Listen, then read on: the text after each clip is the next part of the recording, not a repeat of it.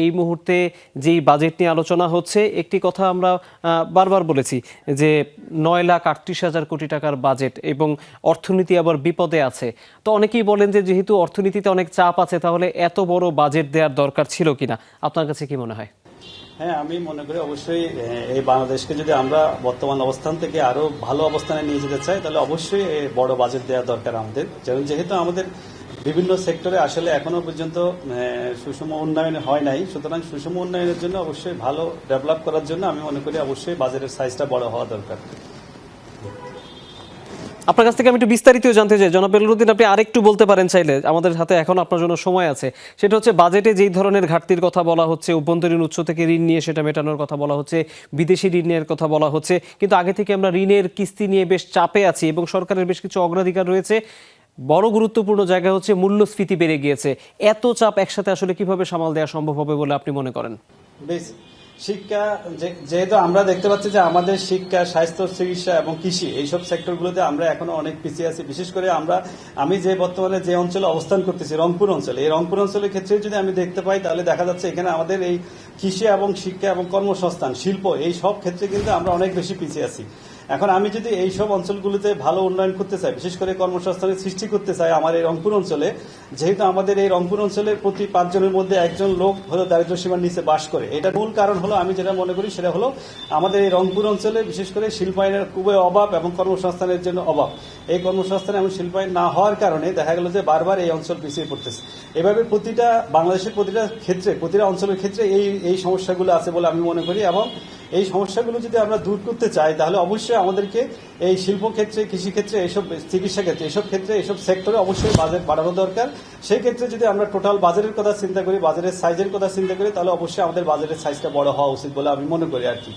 এবং আরো এটা যেটা বিষয় সেটা হলো যে আমাদের যেহেতু রংপুর অঞ্চলে বহু বছর ধরে আমরা স্বাধীনতা পরবর্তী যে সময় থেকে আমরা দেখতে পাচ্ছি আসলে এই অঞ্চলে চরম বাজেট বৈষম্যের শিকার। এখন বাজেট যদি আমরা এবং টোটাল বাজেটের আমি যেটা খেয়াল করছি সেটা হলো যে মোট শুধুমাত্র 1% বাজেট বরাদ্দ থাকে এই রংপুর অঞ্চলের জন্য। আমি মনে করি শুধু বাজেটের সাইজটা আমরা যদি বড় করি সেটা হবে না, এই বাজেটটা কিভাবে সুষমভাবে বন্টন করা যায় প্রতিটা অঞ্চলের ক্ষেত্রে। বিশেষ করে এই রংপুর অঞ্চল যেহেতু অনেক দিনের অবহেলিত বাজেটের ক্ষেত্রে, এবং এখানে যেহেতু অনেকগুলো পরিকল্পনা বাস্তবায়ন করা দরকার। বিশেষ করে আমি মনে করি এই অঞ্চলের জন্য হলো তিস্তা মহাপরিকল্পনা বাস্তবায়ন করা দরকার এবং অবহেলিত যেসব শিল্প কারখানা, বিশেষ করে বন্ধ যেসব কলকারখানাগুলো আছে সেগুলো চালু করা দরকার। এবং হচ্ছে যে এই অঞ্চল যেহেতু খাদ্য উৎপাদন অনেক বেশি এগিয়ে আছে, আমি মনে করি কৃষিক্ষেত্রে এই অঞ্চলের জন্য একটা বিশেষ বরাদ্দ দেওয়া দরকার।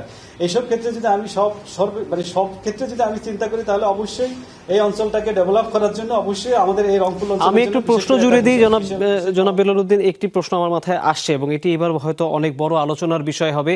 সেটা হচ্ছে যে প্রান্তিক মানুষকে করের আওতায় নিয়ে আসা হবে, কারণ এনবিআর এর উপর বারবার চাপ আসছে যে কর জালের আওতা বাড়াতে হবে। অর্থাৎ প্রান্তিক মানুষ, আপনি জানেন যে তারা ব্যাংকও ব্যবহার করতে খুব একটা স্বাচ্ছন্দ্য বোধ করেন না।